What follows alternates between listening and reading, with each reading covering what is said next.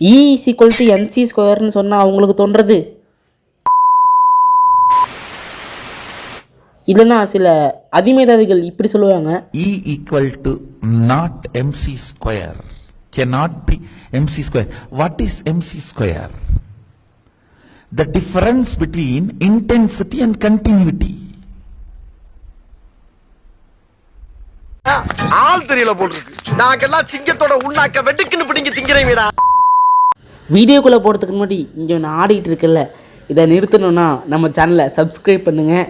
அப்புறம் என்னென்னலாம் பட்டன் இருக்கோ எல்லா பட்டனையும் அமுத்தி விட்ருங்க.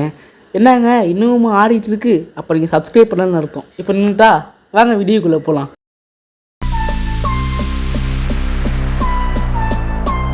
இந்த உலகத்திலே மிகப்பெரிய முட்டா பீஸ்னு கணக்கு எடுத்து பார்த்தா அதில் 2வது இடத்துல இவர் தான் இருப்பார். இதே இந்த ஃபோட்டோவில் முடிச்சிட்டு இருக்காருல, இந்த தாத்தா பேர் தான் ஐன்ஸ்டீன். இவர் தான் அந்த ஈக்குவேஷனை கண்டுபிடிச்சாரு. இந்த ஈக்குவேஷனில் E வந்து எனர்ஜியை குறிக்குது, M வந்து மாசை குறிக்குது, C வந்து ஸ்பீட் ஆஃப் லைட்டை குறிக்குது. சரி, இதுக்கெல்லாம் குறிக்குது, இதுக்கெல்லாம் அர்த்தம் என்னன்னு கேட்டிங்கன்னா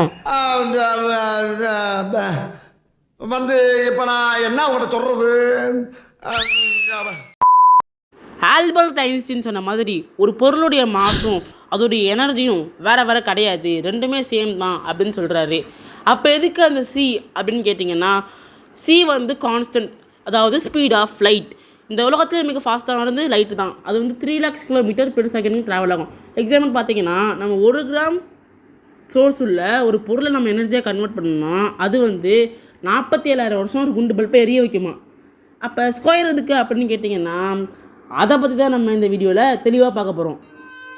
கற்க கசடற கற்பவை கற்றபின் நிற்க அதற்கு தக. இதை நான் சொல்லல, யார் சொன்னாலும் உங்களுக்கே தெரியும். உங்களுக்கு தெரியுமான்னு முதல்ல சொல்லுங்க. 2000 years later. இந்த ஸ்கொயருக்கு காரணம் 1740s எமிலி அப்படிங்கிற ஒரு ஃப்ரெஞ்ச் மேத்தமெட்டிஷியன் தான். இவங்க என்ன சொன்னாங்கன்னா, ஒரு பொருள் 10 கிலோமீட்டர் ஃபாஸ்ட்டில் போகுது, இன்னொரு பொருள் 20 கிலோமீட்டர் ஃபாஸ்ட்டில் போகுது.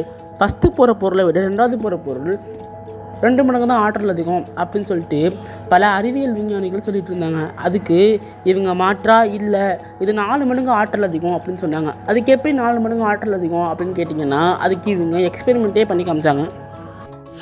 இந்த எக்ஸ்பெரிமெண்ட்டில் ஒரு அயன் பாலை 1 feet மேலேருந்து போடுறாங்க. அது வந்து 1 சென்டிமீட்டர் கீழே மண்ணில் போய் புதையுது. அதே அயன் பாலை 2 feet மேலேருந்து போட்டால் அது வந்து 4 சென்டிமீட்டர் கீழே போய் புதையுது. இதனால தான் இந்த ஸ்கொயர் வந்துச்சு. இந்த ஈக்குவேஷன் எந்த அளவுக்கு நல்ல விஷயத்துக்கு பயன்படுத்தினாங்களோ அதே அளவுக்கு கெட்ட விஷயத்துக்கும் பயன்படுத்தினாங்க. அப்படி என்ன கெட்ட விஷயத்துக்கு பயன்படுத்தினாங்கன்னா, 1945 ஹீரோஷிமா நாகாசாக்கியில் போட்ட அட்டாமிக் பாம்போடைய மெயின் பிரின்சிபலே இந்த ஈக்குவேஷனை வச்சு தான் கண்டுபிடிச்சிருக்காங்களாம். இந்த ஈக்குவேஷன்லேருந்து நம்ம தெரிஞ்சுக்க விரும்புகிறது என்ன அப்படின்னா, எந்த ஒரு பிரம்மாண்டமான விஷயமாகவே இருந்தாலும் சரி, அதில் எந்த அளவுக்கு நல்ல விஷயம் இருக்கோ கண்டிப்பாக கெட்ட விஷயமும் இருக்கும். இந்த வீடியோவில் E is equal to mc square ஃபார்முலாவை நம்ம தெளிவாக பார்க்கலனாலும் ஓரளவுக்கு நம்ம பார்த்தோம். இந்த வீடியோ உங்களுக்கு பிடிச்சிருந்துச்சுன்னா சப்ஸ்கிரைப் பண்ணுங்கள், மறந்துடாமல் உங்கள் ஃப்ரெண்டுக்கு ஷேர் பண்ணுங்கள். தேங்க்யூ. Oppo Gummy Style.